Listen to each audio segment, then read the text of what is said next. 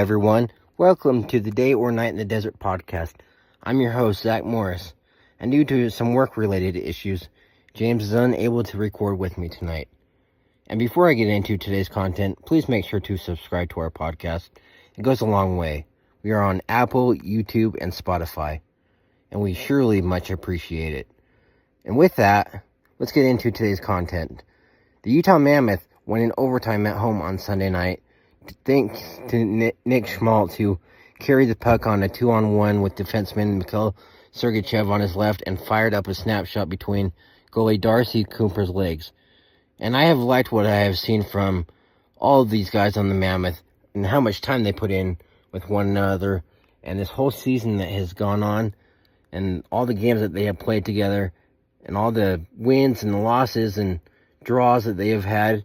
I have had a really fun time watching this team. It's a special group, and I just can't wait to see how far we can go in the Stanley Cup playoffs. But before that can happen, we have 10 games left, and we need to win as many as we can to get a better seeding. So I hope that we can continue winning games, and I want the best for this team. In other news, the Utah Jazz lost at home on Monday night to the Raptors, 143-127, led by top scorer R.J. Barrett with 27 in the win. And in the loss, the Jazz were led by rookie Ace Bailey with 37 points. I know I have said this time and time again. It's been really heartbreaking to see this team fall from where it used to be. And the losing ways now, it's just not up to standard.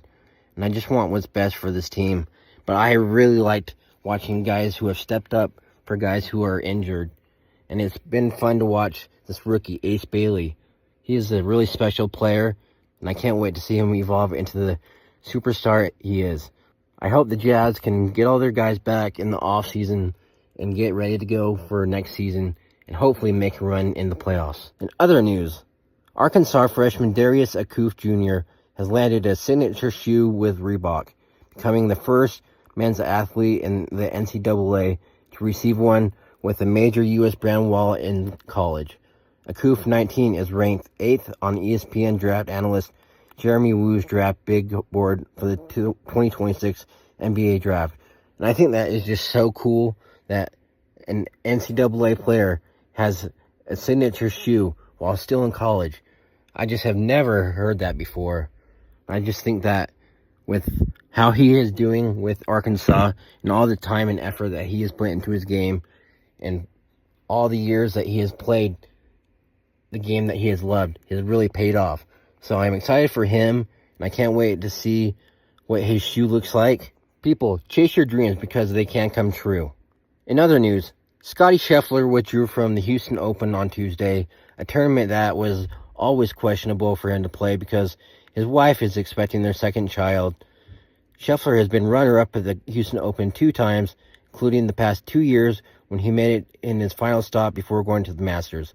Scheffler won the PGA Championship and the British Open last year and began 2026 with a victory in the American Express. The Sweet 16 rolls on, and all the matchups are set.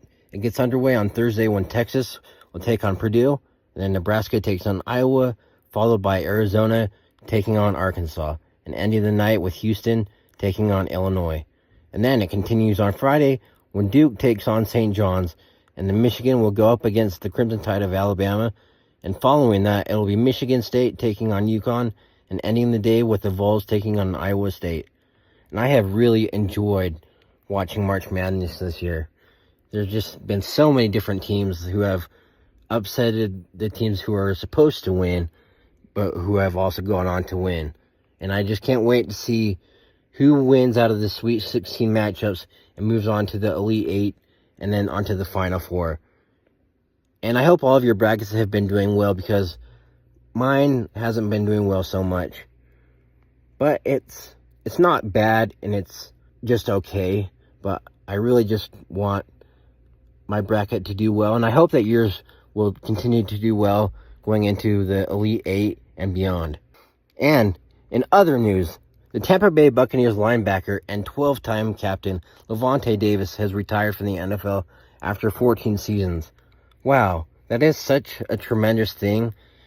when a guy can retire after 14 seasons of giving his heart and soul to the game that he has loved, and to play for a team that he has loved, and to play for a city that he loves.